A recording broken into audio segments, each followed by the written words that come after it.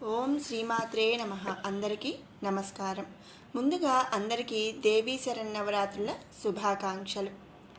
మనకు అష్టాదశ పురాణాలు ఉన్నాయి కదండి. వాటిల్లో ఎంతో ప్రాముఖ్యమైనటువంటి దేవీ భాగవతాన్ని ఈ దసరా నవరాత్రులలో పారాయణం చేయటం అనేది ఎంతో ఉత్తమమైన విషయం. మరి ఈ సంవత్సరం మనకు శరన్నవరాత్రులు 10 రోజులు వచ్చినాయి. సో నేను ఈ రోజు నుంచి కూడా 10 రోజులు దేవీ భాగవతాన్ని అందరికీ అర్థమయ్యేలాగా వచన రూపంలో మీకు షేర్ చేస్తాను. అందరూ కూడా చదవలేనటువంటి వాళ్ళు కూడా ఈ దేవీ భాగవతం వీడియో విని మరి ఆ తల్లి యొక్క కృపాకటాక్షాలకు పాత్రులు అవుతారని ఆశిస్తున్నాను. దేవీ భాగవతం ప్రథమ అధ్యాయము. ముందుగా ప్రార్థనతో ప్రారంభించుకుందాం. శుక్లాంబరధరం విష్ణుం శశివర్ణం చతుర్భుజం ప్రసన్నవదనం ధ్యాయేత్ సర్వవిఘ్నోపశాంతయే. గురుర్బ్రహ్మ గురుర్విష్ణుః గురుర్దేవో మహేశ్వరః గురుః సాక్షాత్ పరబ్రహ్మ తస్మై శ్రీగురవే నమః. యా కుందేందుతుషారహారధవళా యా శుభ్రవస్త్రాన్వితా యా వీణావరదండమండితకరా యా శ్వేతపద్మాసనా యా బ్రహ్మాచ్యుతశంకర ప్రభృతిభిర్దేవైः సదా పూజితా సా మాం పాతు సరస్వతీ భగవతి నిశ్శేషజాడ్యాపహా. శ్రీచక్రరాజనిలయం శ్రీమన్నగరనాయికాం శ్యామావారాహీ సంసేవ్యాం లలితాంబాం నమామ్యహం. సర్వమంగళమాంగళ్యే శివే సర్వార్థసాధ్యకే శరణ్యే త్రయంబకే గౌరీ నారాయణీ నమోస్తుతే. ఓం శ్రీమాత్రే నమః. పరమపావనమైనది మన భారతావని. వేదాలకు ఉపనిషత్తులకు సమస్త శాస్త్ర సంకేతానికి కూడా జ్ఞాన విజ్ఞాన అద్వాతిక భక్తి మోక్ష విద్యలకు పుట్టినిల్లు ఈ పవిత్ర భూమి అన్నమాట. సర్వమత సారమైన గీతామృతానికి నెలవు కూడా ఈ వేదభూమి. మత్స్య కూర్మో వరాహశ్చ నారసింహశ్చ వామనః రామో రామశ్చ రామశ్చ బుద్ధః కల్కిస్తదైవ చ. అంటే మరి మనందరికీ తెలిసిన విధంగా మత్స్యకూర్మ వరాహ నరసింహాది దశావతారాలను కూడా భగవంతుడు ధరించిన దేవభూమి మన భారతావని. హరిశ్చంద్రో నట్లో రాజా పురుకుత్స పురూరవః సగరః కార్తవీర్యశ్చ షడేతే చక్రవర్తినః. షట్చక్రవర్తులుగా భాసిల్లినటువంటి హరిశ్చంద్రాదులు కూడా మన ఈ భారతావనిలోనే జన్మించారు. అహల్యా ద్రౌపదీ సీత తారా మండోదరీ తథా పంచకన్యా స్మరే నిత్యం మహాపాతకనాశనం. మనం ఎవరిని నిత్యం స్మరిస్తే మహాపాతకాలు సైతం నశిస్తాయో ఆ పంచకన్యలైనటువంటి అహల్య, ద్రౌపది, సీత, తార, మండోదరులు కూడా పుట్టినటువంటి వారి పుట్టిల్లు ఈ పుణ్యభూమి. ఇన్ని మహిమాన్విత విశేషాలు గల పురాణ రాజము దేవీ భాగవతం. దీనిని మొట్టమొదటిగా అష్టాదశ పురాణకర్త అయినటువంటి వేదవ్యాసుడు భగవతీ పురాణము పేర రచించారు. ఆ తదుపరి కొన్ని మార్పులు చేర్పులు చేసి దేవీ భాగవతము పేరిట మన జగతికి అందించాడు. ఆ దేవీ భాగవతమే నేడు మానవులకి అందుబాటులో ఉన్నటువంటి ఈ దేవీ భాగవతం.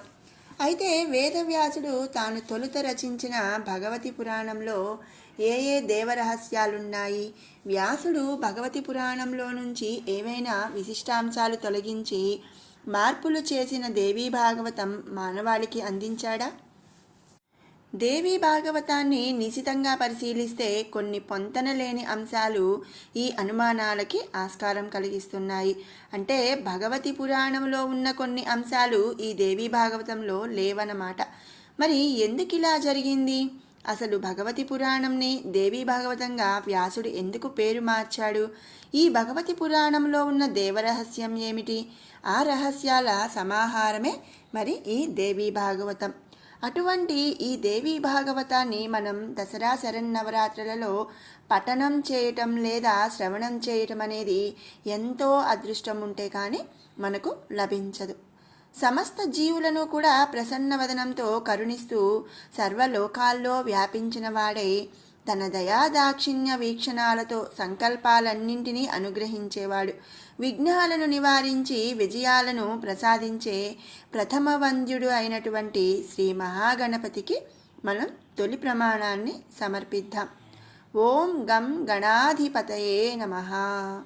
మరి మనందరికీ తెలిసిన విషయమే, మనం ఏ కార్యం అంటే ముల్లోకవాసులు కూడా ఏ కార్యం తలపెట్టినా మున్ముందుగా మహాగణపతిని పూజించడం వేద పురాణ కాలం నుంచి కూడా అనూచానంగా ఆచారంగా వస్తుంది.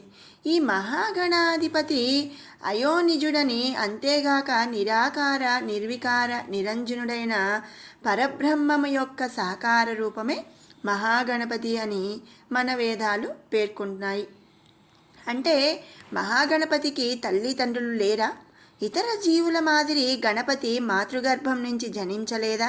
స్థూల దృష్టితో ఆలోచిస్తే మరి అవును అనిపిస్తుంది, కానీ సూక్ష్మ దృష్టితో పరిశీలిస్తే కాదు అనిపిస్తుంది. అంటే మహాగణపతికి తల్లి తండ్రి ఉన్నారు అని సూక్ష్మ దృష్టితో మనకు తెలుస్తుంది. ఎందుకు అంటే మరి మన పురాణాల ప్రకారం ఒకసారి పరమేశ్వరుడి చేత మట్టి బొమ్మగా తయారయ్యి ప్రాణం పొందాడు. మరొక మారు పరమేశ్వరి చేత పసుపు బొమ్మగా తయారయ్యి ఆమె చేత ప్రాణం పోయబడ్డాడు మహాగణపతి. అంటే ఒకసారి పరమేశ్వరుడు జన్మనిస్తే మరొకసారి పరమేశ్వరి జీవితం పోసింది. అలా పరమేశ్వరులు మహాగణపతికి జననీ జనకులయ్యారు. ఇక ఒకసారి మృత్తిక నుంచి రూపాంతరం చెందితే మరొకసారి ఆ మృత్తిక ఉత్పత్తి చేసినటువంటి హరిద్ర అంటే పసుపు నుంచి రూపం ధరించాడు గణపతి. అంటే ఇతడి మూలస్థానం ఏదండి? మృత్తిక అంటే మట్టి. దీనినే మేధిని అని కూడా అంటారు. మేధినిలో నుంచే వేలాది జీవరాశులు పుట్టుకొచ్చాయి. వాటికి అవసరమైన ఉపాధులు, మనుగడకి అవసరమైన పోషక పదార్థాలు కూడా పుట్టుకు వచ్చాయి. అంతేనా, మేధినిపై ఎన్నో నదీనదాలు, సముద్రాలు, పర్వతాలు, అరణ్యాలు, ఆవాసాలు, నివాసాలు ఇలా ఎన్నెన్నో మనం చెప్పుకుంటూ పోతే ఎన్నో ఉన్నాయి. ఇలా పుట్టినవన్నీ కూడా మేధిని మీదనే స్థిర నివాసం పొందుతున్నాయి కూడా. పుట్టి పెరిగి వృద్ధి చెంది అలా కొన్ని సంవత్సరాల పాటు జీవించాక మళ్ళీ మృతి చెంది నశించి మళ్ళీ అదే మేధినిలో అంటే ఆ మట్టిలోనే కలిసిపోతున్నాయి, దానిలోనే లీనమైపోతున్నాయి. మహాగణపతి విగ్రహాన్ని జలాల్లో నిమజ్జనం చేశాక మరి తనకు మూలమైన మట్టిలో చేరిపోతే ఇతర చరాచర జీవులన్నీ కూడా ఆ మట్టిలోంచే పుట్టి ఆ మట్టిలోనే కలిసిపోతాయి. మరి లక్షలాది జీవాలను తన గర్భంలో దాచుకొని వాటికి జన్మనిచ్చి రూపమిచ్చి జీవితమిచ్చి జీవన సౌకర్యాలు సమకూర్చినటువంటి వాటి ద్వారా ఏర్పడే ఆటుపోట్లను తట్టుకుంటూ ఈ లక్షలాది జీవుల భారాన్ని భరించే శక్తి ఈ మట్టికి ఎక్కడి నుంచి వచ్చింది? మరి పరబ్రహ్మ స్వరూపమైన మహాగణపతికి జన్మనిచ్చి అతడిని భరించే శక్తిని ఈ మేధినికి ఎవరు ఇచ్చారు? అసలు లక్షలాది జీవులు చావు పుట్టుకలకి కారణమైన మేధినిని నిరంతరంగా నిలిపి ఉత్పాదక జీవశక్తులను అందిస్తున్న ఆ మహాశక్తి ఎవరు? పసుపు ముద్దలకు మట్టి ముద్దలకు ప్రాణం పోసే శక్తి ఆ పార్వతీ పరమేశ్వరులకి ఎక్కడిది? ఎవరు ఇచ్చారు? మహాగణపతి ఆ పరబ్రహ్మమునకు సాకార రూపమైతే నిరాకారుడైన ఆ పరబ్రహ్మమునకు ఆధారశక్తి ఎవరు? ఆ మహాశక్తి దివ్యగాథను తెలుసుకోవాలనే అద్భుత సంకల్పం కలిగింది సౌనకాది మహామునులకు. పురాణ ప్రసిద్ధులైన ఆ మహామునుల శాశ్వత నివాస స్థానం పరమపావనమైన నైమిసారణ్యం. మరి ఈ దేవీ భాగవతంలో మనం అసలు శక్తి ఎవరు, మరి ఈ మనుగడకు కావలసిన అన్నిటికీ గల శక్తిని ఎక్కడిది, ఎవరిచ్చారు, ఏమిటి అనేది మనం ఈ వీడియోలో ఈ దేవీ భాగవతం ద్వారా తెలుసుకోబోతున్నాము. ఇక ఇప్పుడు నైమిసారణ్య వృత్తాంతం. ఒకసారి సౌనకాది మహామునులందరూ కూడా సృష్టికర్త అయిన చతుర్ముఖ బ్రహ్మ గురించి తపస్సు చేశారు. సుదీర్ఘకాలం పాటు భక్తి ప్రపత్తులతో సాగిన వారి తపస్సుకి మెచ్చి బ్రహ్మదేవుడు ప్రత్యక్షమయ్యాడు. మహామునులారా, మీరందరూ నిరంతరం భగవన్నామ స్మరణ కీర్తన పరులు, నిత్య తపస్సాలురు, స్వార్థరహితులు, లోకహితులు. అటువంటి మీరు ఇంతటి కఠోర తపస్సు చేసి నన్ను రప్పించవలసిన అవసరం ఏమి వచ్చింది? దేనికోసం ఈ తపస్సు చేశారు అని ప్రశ్నించిన బ్రహ్మదేవుడు ప్రసన్నంగా చిరునవ్వుతో సౌనకమునిని చూస్తూ, నాయన సౌనక, నువ్వు చెప్పు, మీరంతా కలిసికట్టుగా తపస్సు ఆచరించి నన్ను ఎందుకు ఆహ్వానించారు? ప్రశాంత మనస్కులు, నిత్య భగవన్నామ చింతనాపరులైన మీకు వచ్చినటువంటి కష్టం ఏమిటి అని చెప్పి బ్రహ్మగారు అడిగాడంట. అప్పుడు సౌనక మునీంద్రుడు చేతులు జోడించి, విధాత ధాత, నీ అనుగ్రహం వల్లనే మాకీ మానవ జన్మలు లభించాయి. జన్మలన్నింటిలో సర్వోత్తమమైనది నరజన్మ అని బుధులు పేర్కొన్నారు. అలాంటి ఉత్తమమైన ఈ మనుష్య జన్మ ఎత్తి కూడా మేము రాబోయే కలియుగమును తలుచుకొని భయంతో భీతిల్లిపోతున్నాము. సత్యయుగంలో ధర్మదేవత 4 పాదాల మీద నడిచింది. ఇక త్రేతాయుగంలో అదే ధర్మం త్రిపాద అయితే ద్వాపరమందు ద్విపాద అయింది. ఇక కలియుగమందు ధర్మం ఒంటి కాలిపై ఉంటుందని, అప్పుడు మానవులు నిరంతర స్వార్థపరులై అధర్మవర్తనులై చరిస్తారని, నీతి నియమ సత్య ధర్మ న్యాయ అహింసలు కలికానికైనా కానురావని తెలిసి నిరంతర భగవచ్చింతనాపరులమైన మేము భయపడిపోతున్నాము. మహాభాగా, అరాచకాలకు అకృత్యాలకు అలవాలమైన కలిప్రభావ ప్రపంచంలో మేము ప్రశాంతంగా జీవించలేము.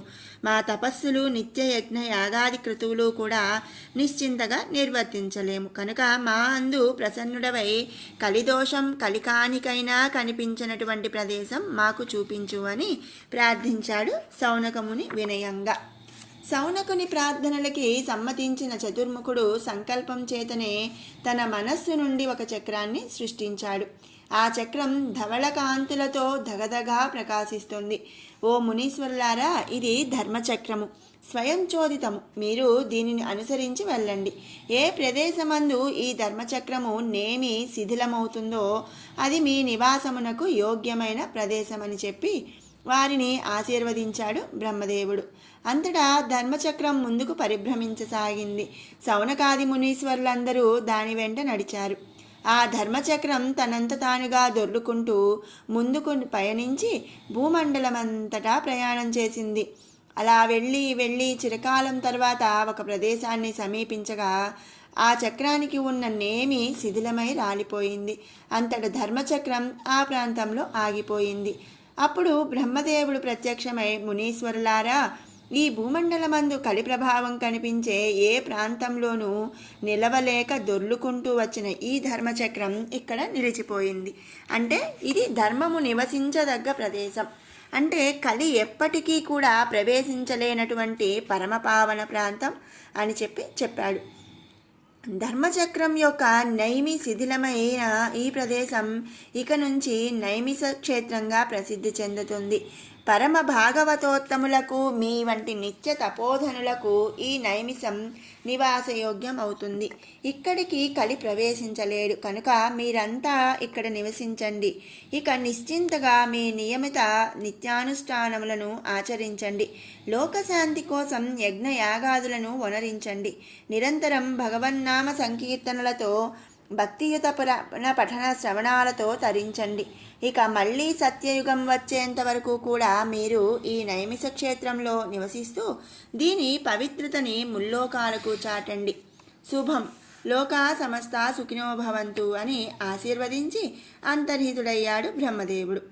ఇక ఆనాటి నుంచి సౌనకాది మునీశ్వర్లు పరమపావనమైన ఆ నైమిష క్షేత్రంలో నివసిస్తూ యజ్ఞయాగాదులకు ఆచరిస్తూ భగవత్పురాణ గాథలను ఆలకిస్తూ సుఖంగా ప్రశాంతంగా కాలం గడపసాగారు.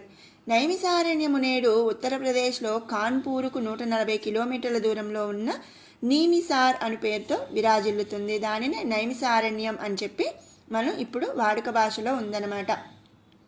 సూత మహర్షి ఆగమనం. ఒకనాడు మహానుభావుడైన సూత మహర్షి ఆ నైమిసారణ్యమునకు విచ్చేశాడు. సౌనకాదులు అతడిని చూడగానే పరమానందంతో ఎదురేగి సాదర స్వాగతం పలికి ఆర్ఘ్యపాద్యాదులతో సూతుని సత్కరించి ఉచితాసనాన్ని సమర్పించారు. ఆ సమున్నతాసనం మీద ఉపవిష్టుడయ్యాక సూతుడు చిరునవ్వుతో ఆ మునీశ్వర బృందాన్ని సమాశాస్మిస్తూ, మహాముని పుంగవులారా, మీకు కుశలమే గదా అని పరామర్శించాడు. మునీశ్వరులందరూ చిరునవ్వులతో తమ కుశలాన్ని తెలియపరిచారు. సూత మహర్షి వారికి కొత్త కాదు. ఇంతకు ముందు కూడా ఎన్నోసార్లు సూతుడు నైమిసాన్ని సందర్శించి ఆ మునులకు ఎన్నో పురాణములను వినిపించాడు. సూతుడు ఆ చోటికి వచ్చాడంటే ఆ మునులకి పుణ్యం పుచ్చినట్టే. ఎందుచేతంటే అతడు అక్కడికి వచ్చిన ప్రతిసారి కూడా ఏదో ఒక మహాపురాణ గాథని వీణుల విందుగా వినిపిస్తాడు. వారికి వచ్చిన సందేహాలని సంశయాలని సాదోహరణంగా నివృత్తి చేస్తాడు.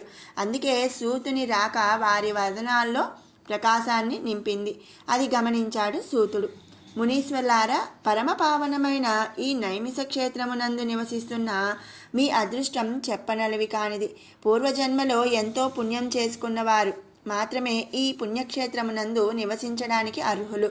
భూలోకమునందు హిమవత్ పర్వత శ్రేణుల తర్వాత యోగులు, తపస్శీలురు, మునులు, భాగవతోత్తములు నివసించుటకు యోగ్యమైన దివ్యక్షేత్రమే ఈ నైమిషము. పుణ్యం త్రైలోక్య విఖ్యాతం, తీర్థం నైమిషముత్తమం, మహాదేవ ప్రియకరం, మహాపాతక నాశనం. త్రిలోక పూజనీయము పుణ్యతమమైన తీర్థములలో ఉత్తమమైనదైన ఈ నైమిషము మహాదేవునికి ప్రియమైనది. మహాపాతకములను సైతం నశింపచేయగలిగిన మహత్యము కలిగినట్టిది. తపోయుతం పావన మార్తినాశకం, మునీంద్రదేవాది సమస్త పూజితం. తపోధనులకు ఇది యుక్తమైనది, ఆర్తిని నశింపజేయగలిగినటువంటిది. అలాగే పావనమైనది, సమస్త దేవాది మునీంద్రులకు పూజనీయమైన భూమి ఈ నైమిసారణ్యం. అవ్యక్త నారాయణ వాసభూమిం నమామితం నైమిష మూలభూతం. శ్రీమన్నారాయణుడు నరనారాయణులుగా వ్యక్తమై నివసించిన పుణ్యభూమి ఇది. ఇంతటి పవిత్రమైన ఈ నైమిషము నమస్కరించదగినది కనుక సౌనకాది మునీశ్వరులారా, అప్పుడప్పుడు వచ్చిపోతూ పురాణ కథా కాలక్షేపం చేసే మా వంటి వారికన్నా నిత్యం నిరంతరం ఇక్కడ నివసించే మీ జీవితాలు చరితార్థం, ధన్యం. మీకు ఇలాంటి అదృష్టం చేకూర్చిన భగవన్నామ సంకీర్తన శక్తికి నా శతాధిక వందనాలు సమర్పిస్తున్నాను అన్నాడు సూతుడు భక్తితో.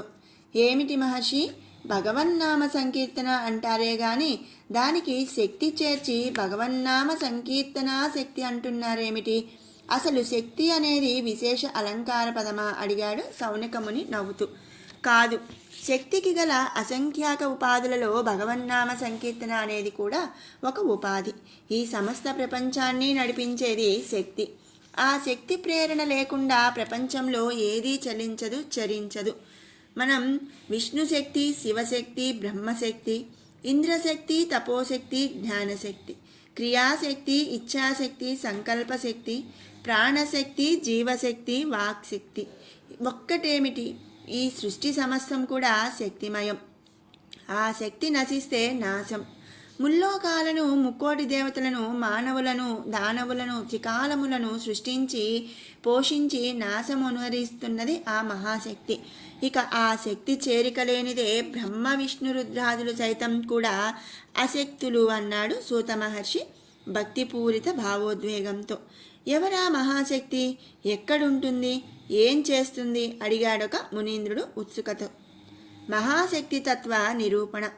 మహర్షి, ఇప్పుడు నువ్వు ప్రశ్న వేస్తూ మాట్లాడావు కదా, ఆ మాట, ఆ శబ్దం నీ నోటి నుంచి బయటికి రావడాన్ని ఏమని అంటారు అని ప్రశ్నించాడు సూత మహర్షి. వాక్కు, వాక్శక్తి చెప్పాడా ముని తడుముకోకుండా.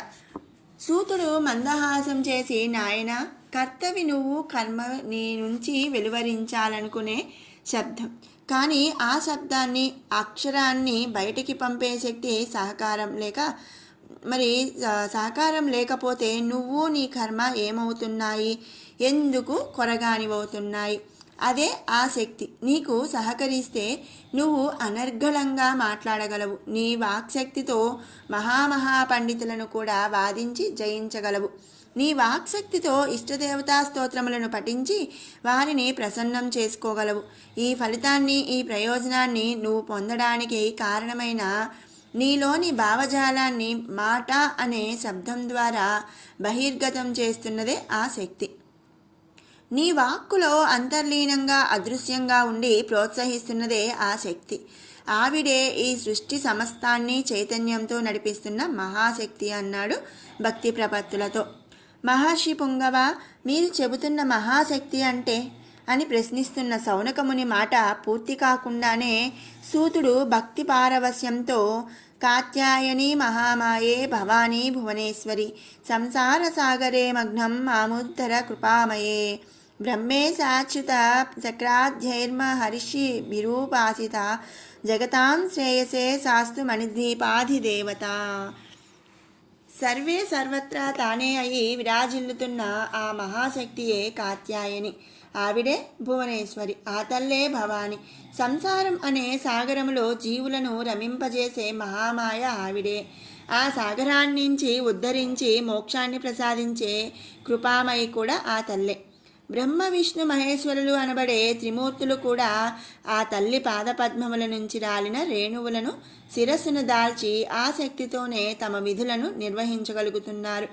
త్రిమూర్తులను జగదారాధ్యులను గావిస్తూ ఆ మహాశక్తి, ఆ జగదీశ్వరి సుధాసాగర మధ్యంలో విలసితమైన మణిద్వీపంలో వసిస్తూ సమస్త జగత్తుకి శ్రేయస్సుని కలిగిస్తున్న ఆ మహాశక్తికి శిరసు వంచి చేతులు జోడించి నమస్కరిస్తున్నాను అని ముని చెప్పాడు. మహాశక్తి మహామాయే శ్రీపీఠే సురపూజితే శంఖచక్ర గదాహస్తే నమస్తేస్తు జగదీశ్వరి.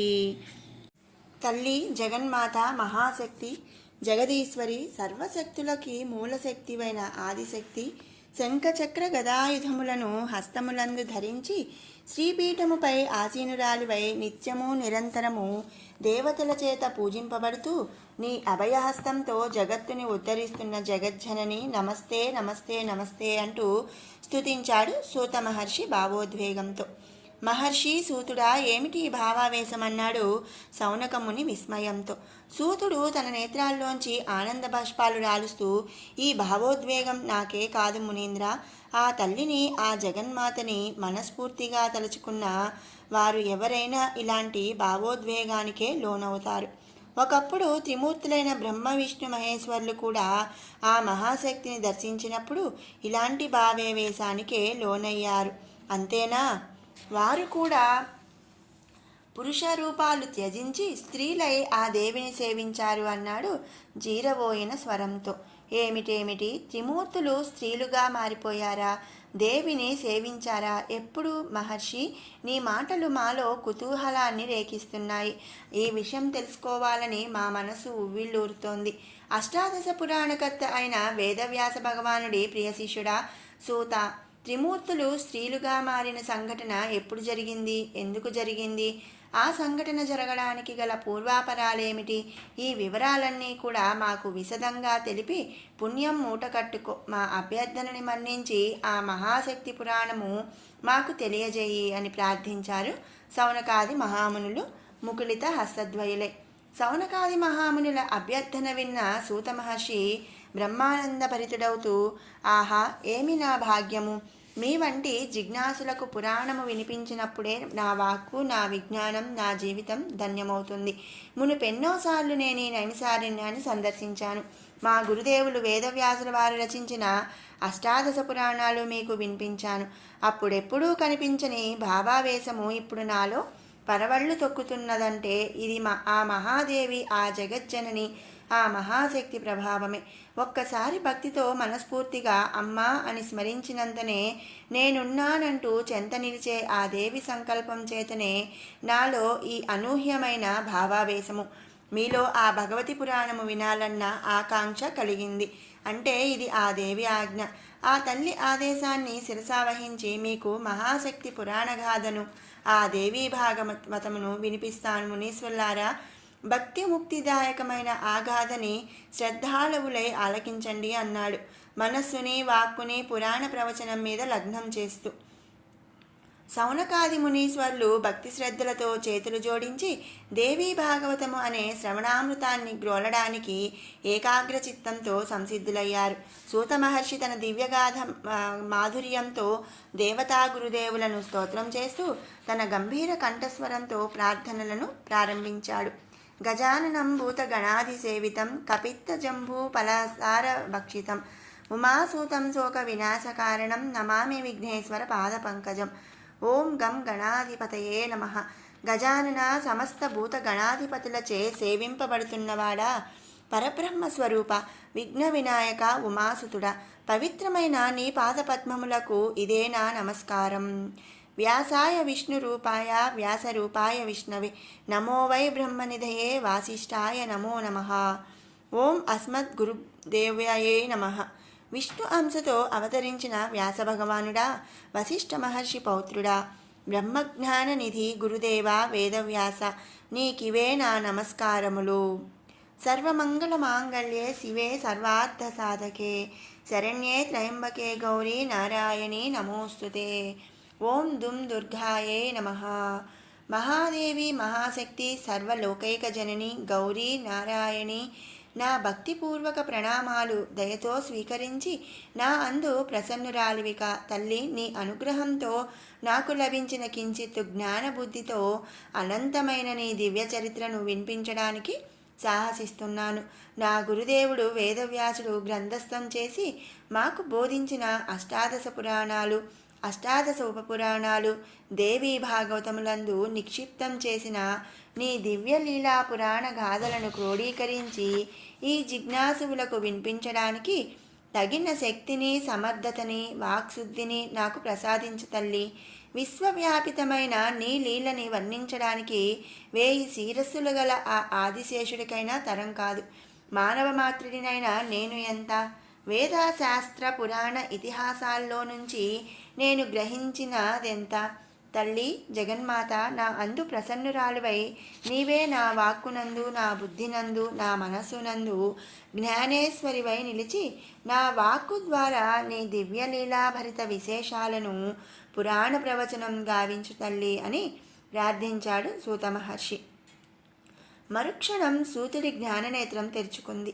అతడి ముఖమండలం మీద అపూర్వమైన తేజస్సు ఉద్భవించింది. ఆ తేజోమయ కాంతిపుంజం మధ్యన దేవి సాక్షాత్కరించింది.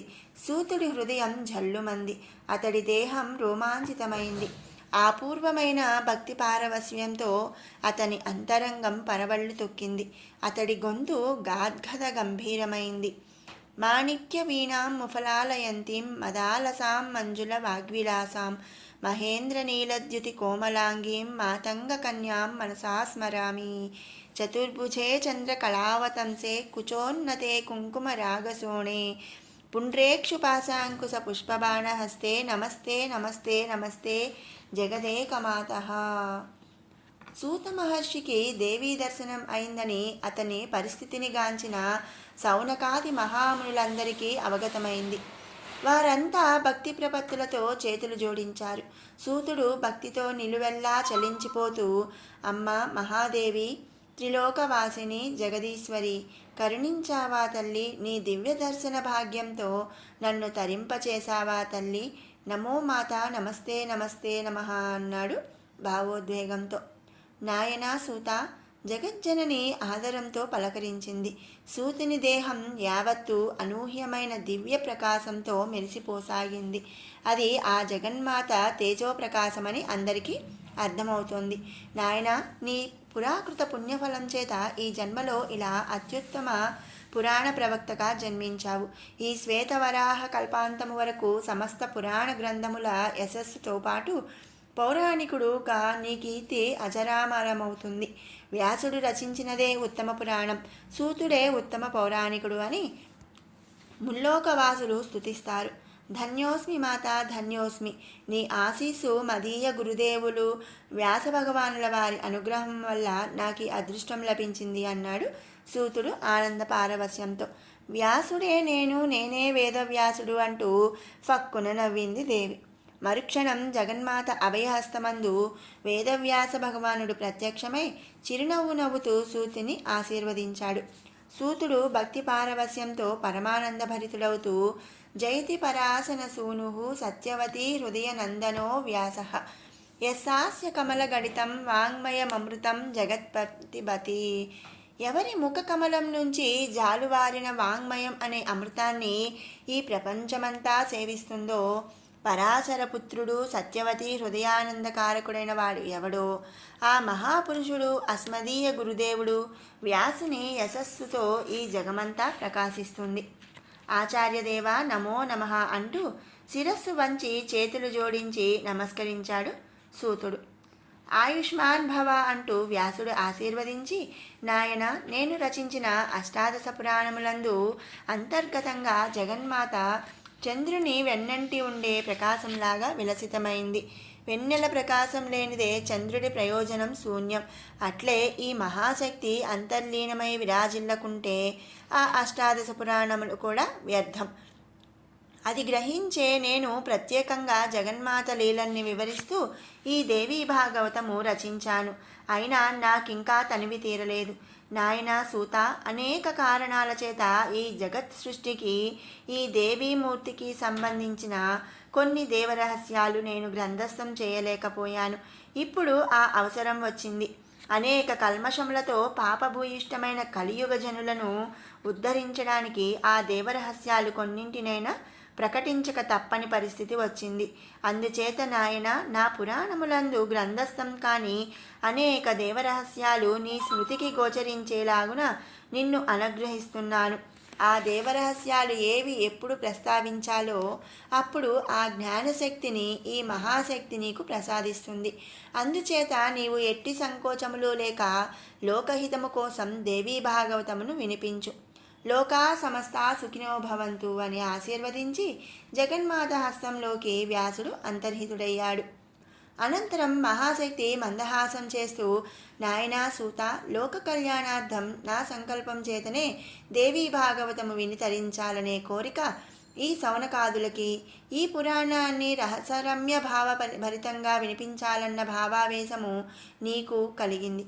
వ్యాసుడు రచించిన అష్టాదశ పురాణములన్నీ ఒక ఎత్తు అయితే అతడి దేవీ భాగవతము ఒక ఎత్తు.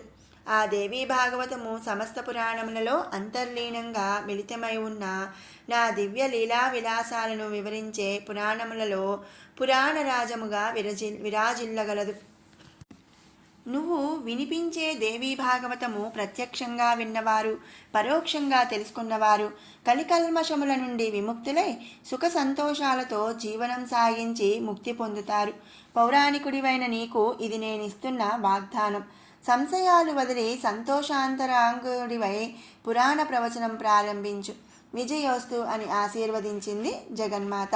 సూత మహర్షికి ఆనంద భాష్పాలు వరదలై వెల్లువెత్తుతుండగా చేతులు చాపి దేవిని కీర్తిస్తూ, జయమాతంగ తనయే జయనీలోత్పలద్యుతే, జయ సంగీత రసికే జయలీలా సుఖప్రియే, నమో దేవే మహామాయే సృష్టి స్థిత్యంతకారిణి, భక్తానుగ్రహ చతరే కామదే మోక్షదే శివే. అమ్మా జగదీశ్వరి, మహామాయవి నువ్వే, సృష్టి స్థితిలయ కారిణివి నువ్వే, భక్తులని అనుగ్రహించే సామర్థ్యం గలదానివి, మోక్షాన్ని ప్రసాదించే శివానివి, జగత్తుని చైతన్యవంతం చేసి నడిపించే మహాశక్తివి కూడా నువ్వే. తల్లి, నీ ఆనతి నాకు శిరోధార్యం. నీ సంకల్పంతో, నీ ప్రేరణతో నీవే నేనై ఈ దేవీ భాగవతము ప్రవచనం చేస్తాను. నా వాక్కులో నీవు సుఖాసీనవై ఈ పురాణ ప్రవచనాన్ని జయప్రదంగా నడిపించు తల్లి. జయహో జగదీశ్వరి, జయ జయహో మహాశక్తి అని ప్రార్థిస్తూ శిరసు వంచి నమస్కరించాడు సూతుడు. మహాదేవి చిరునవ్వులు చిందిస్తూ అభయహస్తంతో ఆశీస్సులందిస్తూ సూతుని ముఖమండలంలోకి విలీనమైపోయింది. నమో దేవే నమో మాత్రే నమో నమో సర్వశక్తి స్వరూపిణి. భక్తి భావోద్వేగాలతో చేతులు జోడించి శిరసు వంచి నమస్కరించాడు సూత మహర్షి. ఇప్పుడు అతని ముఖమండలంలో అత్యద్భుతమైన అనూహ్యమైన తేజస్సు ప్రకాశిస్తుంది. సూత మహర్షి జ్ఞానచక్షువులకి మహాశక్తి దర్శన సాక్షాత్కారం అయిందని, ఆ ఆదిశక్తి అతని జ్ఞానక్షేత్రంలో సుప్రతిష్ఠురాలైందని సౌనకాదులకి అవగతమైంది. వారంతా భక్తితో ముకిలిత హస్తాలతో ఆ పౌరాణికునికి నమస్కరించారు. సూత మహర్షి అరచేతులతో నేత్రాలను అద్దుకుంటూ యథార్థ స్థితికి వస్తూ, నమోదేవే మహామాయే సృష్టి స్థిత్యంతకారిణి, భక్తానుగ్రహ చతురే కామదేమోక్షదే శివే. తల్లి మహాదేవి మహామాయ సృష్టి స్థితిలయకారిణి, నీకిదే నమస్కారం. భక్తానుగ్రహకారిణివై వారి ఇష్టకామ్యాలన్నీ నెరవేర్చి వారికి మోక్షాన్ని అనుగ్రహించే శివాని, నీకిదే మా నమస్కారం. నీ దివ్యలీలా విశేషాలను విపులంగా విస్పష్టంగా వర్ణిస్తూ వివరించే జ్ఞానాన్ని నాకు ప్రసాదించు అని ప్రార్థించి కనురెప్పలు విప్పార్చి శౌనకాదుల వైపు ప్రసన్నంగా దృష్టి సారించాడు శౌనకాదిముని.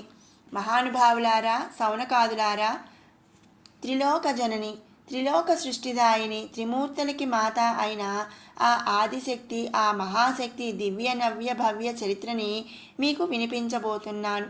శ్రద్ధాళువులై జిజ్ఞాసువులై ఆలకించండి అని చెప్పి సూత మహర్షి భావగంభీర స్వరంతో మహాశక్తి పురాణ ప్రవచనం ప్రారంభించాడు. ఓం శ్రీమాత్రే నమః. ఇంతవరకు కూడా మరి దేవీ భాగవతం అసలు ఆ పురాణం అనేది ఎలా మొదలయ్యింది అనేది మనం తెలుసుకున్నాము. ఇక ఇప్పుడు మరి ఆ దేవీ భాగవతాన్ని రాసినటువంటి వ్యాసుడి యొక్క సందేహం, అసలు ఈ దేవీ భాగవతం రాయటానికి మరి మూలం ఏమిటి అనేది మనం ఇప్పుడు తెలుసుకుందాం. వ్యాసుడి సందేహం. అష్టాదశ పురాణకర్త వ్యాసుడికి ఒకసారి కలిగిందొక సందేహం. ఈ సకల చరాచర జీవ సృష్టికి మూల పురుషుడు పరబ్రహ్మము అని, ఆ పరబ్రహ్మము నుండి అతని సంకల్పం చేతనే బ్రహ్మ విష్ణు మహేశ్వరులు ఉద్భవించి సృష్టి స్థితి లయ కార్యములను నడుపుతున్నారని విజ్ఞులు భావిస్తారు. అంతేకాదు పరబ్రహ్మము నిరాకార నిర్వికారుడని, అఖిలాండ కోటి బ్రహ్మాండమంతటా వ్యాపించి చరాచరములన్నింట్లోనూ ఆత్మరూపముగా వసిస్తున్నాడని, అతడికొక రూపము పేరు లేదని, అన్ని రూపాలు అందరి పేర్లు అతడివేనని వేదాలు కూడా ప్రకటించాయి. అంతేకాదు విష్ణుమూర్తి సర్వలోక పాలకుడని, అతడు విశ్వవిరాట్ పురుషుడని, సకల చరాచర జీవకోటి యావత్తు ఆ విరాట్ స్వరూపము నుంచే ఆవిర్భవిస్తోందని కనుక అతడు జగన్నాథుడు అని ప్రస్తుతిస్తూ అతడిని పురుషోత్తముడు అంటూ స్తుతించారు మరికొందరు. నిరాకారుడైన పరబ్రహ్మము ప్రపంచ నిర్మాణానికి సంకల్పించి తనకి తానుగా సాకార రూపం ధరించాడని, సాకార రూపంతో సదా సర్వశుభములు అనుగ్రహించేవాడు కనుక అతడు సదాశివుడు అని, అతడి సంకల్పం చేత అతని వామభాగం నుండి విష్ణువు అవతరించాడు. ఆ విష్ణువుని లోకపాలకుడుగా నియమించింది సదాశివుడే కనుక అతడే సర్వోత్తముడని, సర్వేశ్వరుడు అని ప్రస్తుతిస్తున్నారు మరికొందరు. ఇక తల్లిదండ్రుల అవసరం లేకుండా పద్మము నుండి స్వయంభువుడై అవతరించిన బ్రహ్మ సకల చరాచర జీవ సృష్టి చేసి సృష్టికర్త అయ్యాడని, సర్వేశ్వరుడు అని కీర్తింపబడుతున్న శంకరుడు బ్రహ్మ ముఖభాగం నుంచి రోదిస్తూ పుట్టి రుద్రుడు అయ్యాడని, ఈ 14 భువనాలను పంచభూతాలను దేవదానవ మానవాది సకల జీవకోటులను సృష్టించిన బ్రహ్మదేవుడు సర్వోన్నతుడు అని వాదిస్తున్నారు మరికొందరు. సర్వజీవులకు ఆరోగ్య ప్రదాత, ఆహార ప్రదాత అయిన ప్రత్యక్ష నారాయణుడు సూర్యభగవానుడు పరమాత్మ అని, సూర్యోపాసన ఉత్తమమైనదని వేదాలు చెబుతున్నాయి. ఇక యజ్ఞ యాగాదులలో సమర్పించే హవిస్సులను స్వీకరించే అగ్ని నీ దిక్పాలకాధిపతి అయిన ఇంద్రుడిని, సర్వజీవులకి అత్యంత ఆవశ్యకమైన జలానికి అధినాథుడైన వరుణుడిని కూడా పరమాత్ములుగా ప్రస్తుతించే వేదభాగాలు కొన్ని ఉన్నాయి.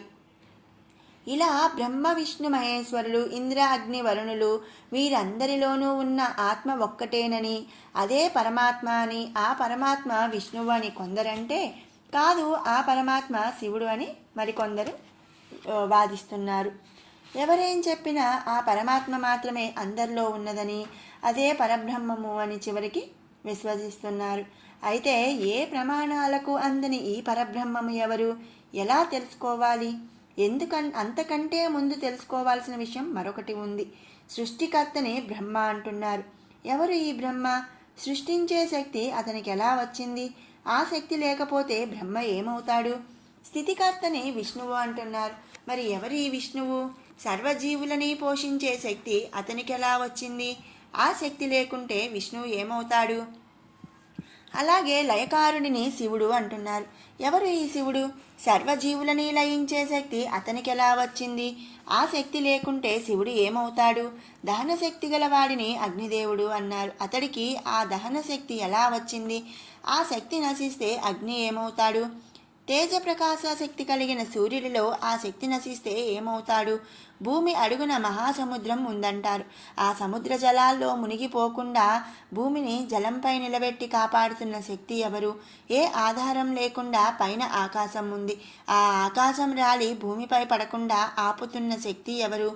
నీటిపై తేలే శక్తి భూమికి, ఆధారం లేకుండా నిలిచే శక్తి ఆకాశానికి ఎలా వచ్చింది? వాయువు సహజగుణం వీచటం. చలనం వాయువుకి వీచే శక్తి ఎలా వచ్చింది? భూమి సముద్రంలో మునిగిపోకుండా, ఆకాశం క్రింద పడకుండా, సూర్యచంద్రులు గతులు తప్పకుండా, అగ్నివాయువులు అదుపు తప్పి విజృంభించకుండా ఆపుతున్న శక్తి అందరిలోనూ అన్నింటిలోనూ అంతర్లీనంగా అంతరాత్మలాగా ఉంటూ తాను లేనిదే, తన శక్తి లేనిదే ఈ ప్రపంచం మనుగడ సాగించజాలదని చాటి చెప్తున్న ఆ మహాశక్తి ఎవరు? ఎక్కడుంటుంది? ఎలా ఉంటుంది అని సందేహం కలిగింది. ఇంకా ఒక జీవి జీవించడానికి మూలాధారం ప్రాణశక్తి. ఆ ప్రాణశక్తిలోంచి శక్తిని తొలగిస్తే ప్రాణం ఏమవుతుంది? నిస్తేజమవుతుంది. అంటే జీవితం అంతమై జీవి నశిస్తుంది. కళ్ళకి చూపుడు శక్తి ఉంది. ఆ శక్తి నశిస్తే చూపు ఏమవుతుంది? కాళ్ళకి నడిచే శక్తి ఉంది. ఆ శక్తి నశిస్తే కాళ్ళు ఏమవుతాయి? నాలుకకి వాక్శక్తి ఉంది. ఆ శక్తి లేకుంటే వాక్కు ఏమవుతుంది? అంతేనా? ఒక జీవిలో ఉన్న జీవశక్తి, జీర్ణశక్తి, జ్ఞానశక్తి, ఆలోచనాశక్తి, ఇచ్ఛాశక్తి, క్రియాశక్తి, సహనశక్తి, సంకల్పశక్తి, నిగ్రహశక్తి, ధారణాశక్తి, ఇలా ఎన్నో శక్తులు. ఆ శక్తులు లేకపోతే ఆ జీవి ఎలా ఉంటుంది? ఏమవుతుంది? ఆ మూలశక్తి లేకపోతే అసలు ఈ ప్రపంచం ఏమవుతుంది అని అష్టాదశ పురాణకర్త విష్ణాంశ సంభూతుడు అయిన వేదవ్యాసుడికి సందేహం వచ్చింది. వేద విభజన చేసి శృతులు స్మృతులు రచించిన అనంతరం పురాణ రచనలు చేస్తూ బ్రహ్మపురాణం, విష్ణు పురాణం, లింగ పురాణం తర్వాత త్రిమూర్తులైన బ్రహ్మ విష్ణు మహేశ్వరులకి దేవేరులైన సరస్వతి, లక్ష్మీ, పార్వతి లీలా విశేషాలతో వేదాల్లోని సత్యాంశాలని జోడించి ఒక పురాణాన్ని రచించాలని సంకల్పించాడు వ్యాసుడు. ఆ పురాణానికి భగవతి పురాణం అని నామకరణం చేశాడు. ఈ భగవతి పురాణం తరువాతి కాలంలో దేవీ భాగవతముగా ప్రసిద్ధించింది. ఈ విధంగా దేవీ భాగవతం ప్రారంభమైంది. భగవంతుడు పురుష శబ్దమైతే భగవతి స్త్రీ శబ్దం. బ్రహ్మ భగవంతుడు, విష్ణువు భగవంతుడే, శివుడు కూడా భగవంతుడే. ఈ ముగ్గురికి మూల పురుషుడైన పరబ్రహ్మని భగవంతుడు అని వేదాలు కీర్తించాయి. ఆ ప్రకారంగా సరస్వతి, లక్ష్మీ, పార్వతీల మూలం మాతృక అయిన పరాశక్తిని భగవతి అని ప్రస్తుతిస్తూ ఆ త్రిమాతల అవతార విశేషాలను వివరించే తన గ్రంథానికి భగవతి పురాణం అని పేరు పెట్టాడు వ్యాసుడు. పురాణానికి పేరైతే పెట్టాడు, కానీ ఆ తర్వాత కథ ఏమాత్రం ముందుకు సాగలేదు. అనేక సందేహాలతో వ్యాసుడి మనసు వికలం అయిపోయింది. అతడి ప్రశ్నలకి సమాధానం దొరకలేదు. అతడి సమస్యకి పరిష్కార మార్గం కనిపించలేదు. జ్ఞానశక్తి, ఇచ్ఛాశక్తి, క్రియాశక్తి, ఈ త్రిశక్తులకు ఆధారమైన మూలశక్తి ఏది? ఎక్కడుంటుంది? ఒకనాడు బ్రహ్మర్షి నారద మహర్షి వచ్చాడు. ఆయనకి ఆర్ఘ్యపాద్యాదులు ఇచ్చి కుశల ప్రశ్నలు వేశాక వ్యాసుడు తన సందేహాన్ని బయటపెట్టాడు. సమాధానం చెప్పమని నారదుణ్ణి అడిగాడు. నారదుడు మందహాసం, నాయనా వ్యాస, ఒకప్పుడు నాకు ఇలాంటి సందేహమే కలిగింది. నేను నా పితృదేవుడైన విధాతని దర్శించి నీలాగే ప్రశ్నించాను. బ్రహ్మదేవుడు నవ్వి, కుమారా, ఒకప్పుడు మహాపద్మంలో అనూహ్యంగా నేను జన్మించినప్పుడు నాకు ఇలాంటి సందేహమే కలిగింది అంటూ సృష్టి రహస్యం యావత్తు నాకు వివరించారు. ఆ కథ విను అని చెప్పి నారదుడు బ్రహ్మ చెప్పిన సృష్టి రహస్యం వినిపించాడు. వ్యాసుడు అంతా విని, ఈ కథంతా ఇంతకుముందు నేను రచించిన అనేక పురాణాల్లో చెప్పిన కథే బ్రహ్మర్షి. నిరాకారుడైన పరబ్రహ్మము నుండి విష్ణువు, అతని నుండి బ్రహ్మ, ఆ బ్రహ్మ చేత ఈ ప్రపంచ సృష్టి, మరి త్రిమాతలు వారి అంశారూపిణులైన దేవేరినీలు, ఇవన్నీ కూడా వేదాల్లో ప్రవచించిన నగ్న సత్యాలే. ఇవి కాదు, ఇంతకు మించిన మహారహస్యం ఏదో ఉంది. ఈ సమస్త సృష్టికి మూలమైన అసలైన దేవరహస్యం ఏదో ఉంది అని నిట్టూర్చి చప్పున తలెత్తి నారదుడి వైపు చూస్తూ, సృష్టికి మూలమైన శక్తి రహస్యం ఏమిటో తెలియాలి నారదా, వేదాల్లో ప్రస్తుతించని ఆ నగ్న సత్యం వివరాలు కావాలి అన్నాడు వ్యాసుడు.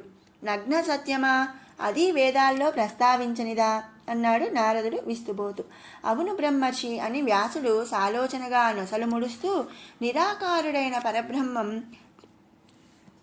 ప్రపంచాన్ని సృష్టించడానికి నిశ్చయించి తనని తాను సాకారుడైన పురుషుడిగా రూపొందించుకొని పరమేశ్వరుడు అయ్యాడని, అతడే సృష్టికి అవసరమైన క్షేత్రం కోసం తన శరీరంలో సగభాగాన్ని స్త్రీగా రూపొందించుకొని అర్ధనారీశ్వరుడు అయ్యాడని, ఆ స్త్రీ రూపమే పరమేశ్వరి పేరిట సృష్టికి క్షేత్రం అయ్యిందని, ఆ స్త్రీ పురుషుల సంయోగం వల్ల కృష్ణుడు అవతరించాడని ఆ తర్వాత అతని నుండి అంటుంటే నారదుడు కల్పించుకుంటూ, జరిగిన సృష్టి పరిణామక్రమం ఇదే కదా అన్నాడు. ఇదే నన్న విశ్వాసంతో నేను ఇంతకాలం నా గ్రంథాల్లో ఈ పరిణామక్రమాన్ని వివరించాను దేవర్షి. కానీ ఇది నిజం కాదు అన్న అనుమానం, ఇంకేదో ఉంది అన్న సందేహం నాకు కలగడానికి కారణం కూడా ఈ సృష్టి పరిణామక్రమమే అన్నాడు వ్యాసుడు సాలోచనగా. అంటే అంటూ రెట్టించాడు నారదుడు అసహనంతో.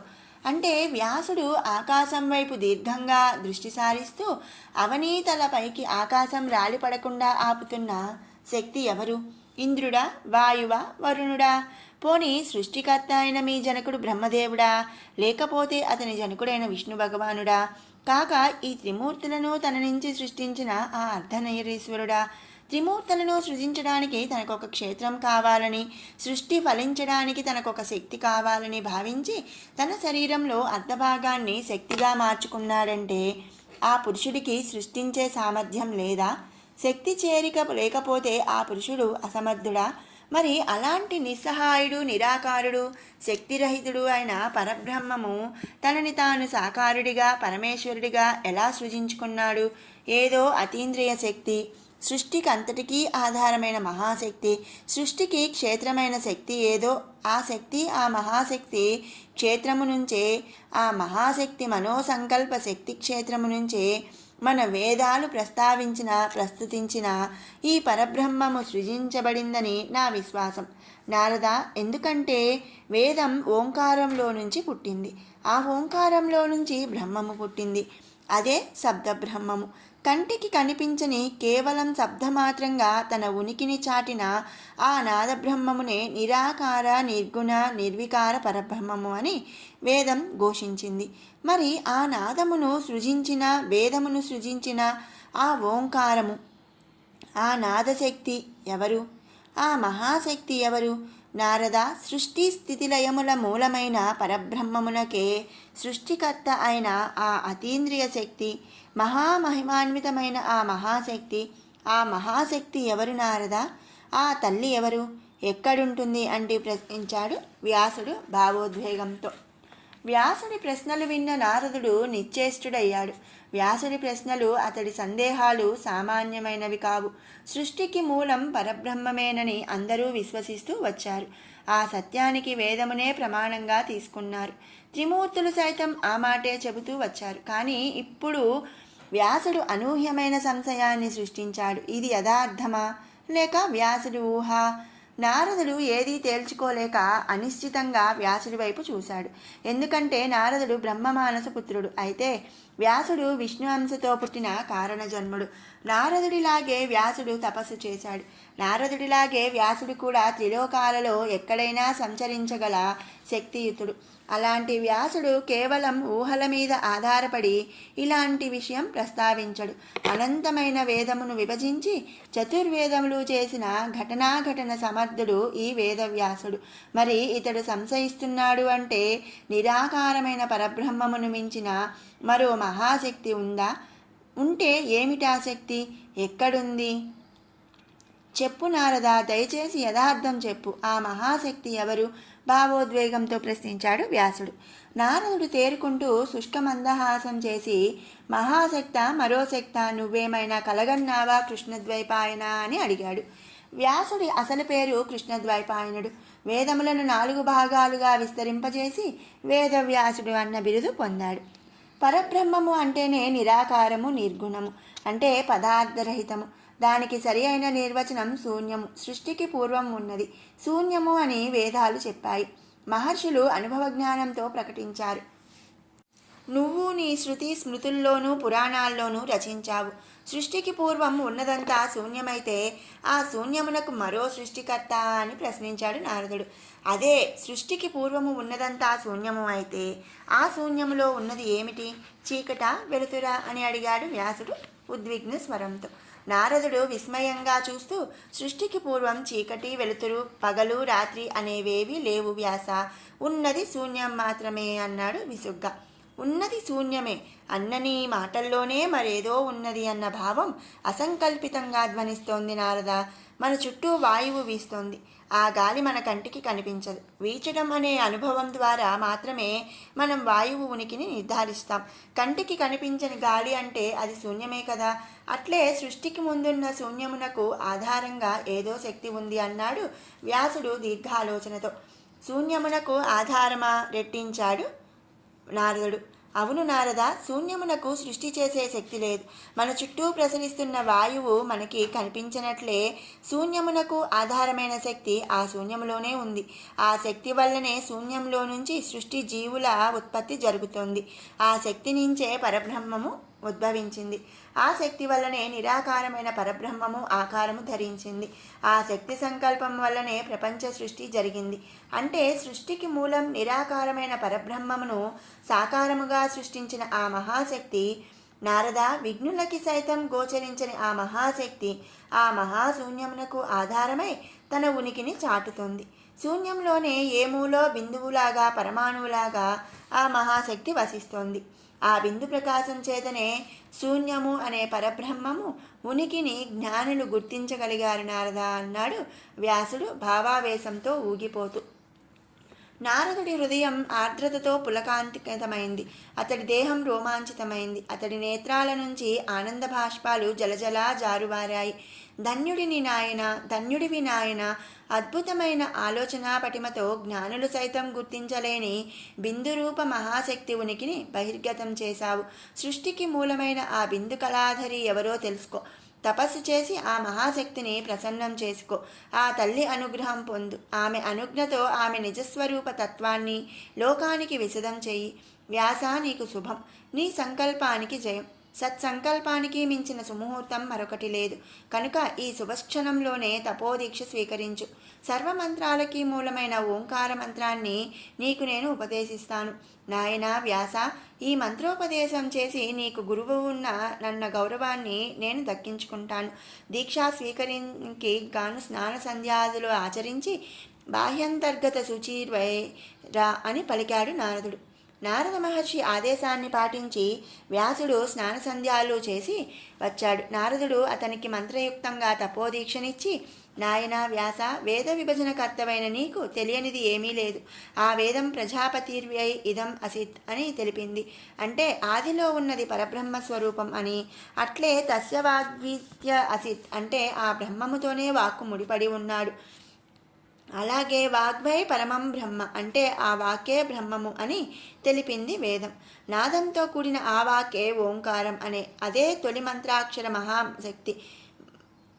మంత్రం ఓంకారం, సమస్త జగత్తు ఓంకారంలో నుంచే ఉద్భవించిందని మహర్షులు గుర్తించారు. ఈ లోకంలోని ఏ మంత్రమైనా సరే ఆ మంత్రానికి ముందు ఓంకారం చేరిస్తేనే మంత్రం శక్తిమంతమవుతుంది. ఓంకారం లేని మంత్రానికి శక్తి ఉండదు. అలాంటి మంత్రాన్ని జపించిన ఫలితం ఉండదు. తొలుత శ్రీమన్నారాయణుడు ఈ ఓంకారాన్నే జపించి శక్తియుతుడయ్యాడు. మా తండ్రి బ్రహ్మదేవుడు కూడా ఈ ఓంకారాన్ని జపించినందువల్లే సృష్టికర్త అయ్యాడు. ఆ పరమేశ్వరుడు నిరంతరం ఓంకారాన్నే జపిస్తుంటాడు. ఓంకారం సనాతని, సర్వశక్తి స్వరూపిణి. అట్టి మహామహిమాన్వితమైన ప్రణవ మంత్రం ఓంకారాన్ని నీకు ఉపదేశిస్తున్నాను. భక్తి ప్రపత్తులతో స్వీకరించు, నిరంతరాయంగా జపించు అని చెప్పి అతడి దక్షిణ కర్ణములో ఓం అంటూ మంత్రోపదేశం చేశాడు నారదుడు. ఓం భక్తితో ఉచ్చరిస్తూ మంత్రజపదీక్షలో మునిగిపోయాడు వ్యాసుడు. ఇష్టకామ్యార్థ సిద్ధిరస్తు అంటూ వ్యాసుడిని ఆశీర్వదిస్తూ అంతర్హితుడయ్యాడు నారదుడు. వ్యాసుడి తపస్సు క్రమక్రమంగా తీవ్రమైంది. 100 సంవత్సరాల పాటు అన్నపానీయాలు మాని కేవలం వాయుభక్షణ చేస్తూ దీక్షతో చేస్తున్న అతడి తపోశక్తికి త్రిలోకాల్లోని చతుర్దశ భువనాలు అతలాకుతలమైపోయాయి. ఏ నిమిషంలోనైనా ఆ తపోగ్ని కీలలు ఆ 14 లోకాలను చుట్టుముట్టి దహించి దగ్ధం చేసేలా ఉన్నాయి. ఓం ఓం ఓం వ్యాసుడి కంఠంలో నుంచి ప్రతిధ్వనిస్తున్న ఈ ఓంకార నాదశక్తి నుంచి ఉత్పన్నమవుతున్న ప్రళయ ప్రభంజన శక్తి తాకిడికి తాళలేక ముల్లోకాలు గడగడలాడిపోసాగాయి. బ్రహ్మ విష్ణు మహేశ్వరులు సైతం ఆ ప్రణవనాద శక్తి ప్రభావానికి ఉక్కిరి బిక్కిరైపోయారు.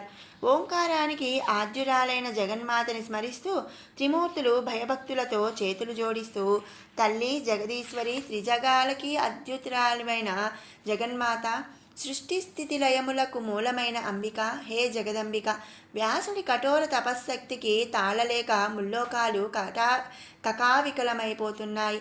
సృష్టి స్థితి లయకారకులమైన మేము సైతం వ్యాసుడి నోటి నుండి వెలువడుతున్న నీ పవిత్ర ప్రణవ ఓంకార మంత్ర మహిమాన్విత శక్తి దాని ముందు అశక్తులమైపోయి నిన్ను శరణు వేడుతున్నాము. హే జగన్మాత, త్రిలోక జనని, ఆదిపరాశక్తి, వ్యాసుని ఆర్తి చల్లార్చు, త్రిలోకాలకి శాంతిని ప్రసాదించు, శరణుదేవి శరణు శరణు అని ప్రార్థించారు త్రిమూర్తులు ముగ్గురు. మరి ఇది మనం తెలుసుకున్నాము. ఇప్పుడు వ్యాసుడికి దేవి దర్శనమిస్తుందా?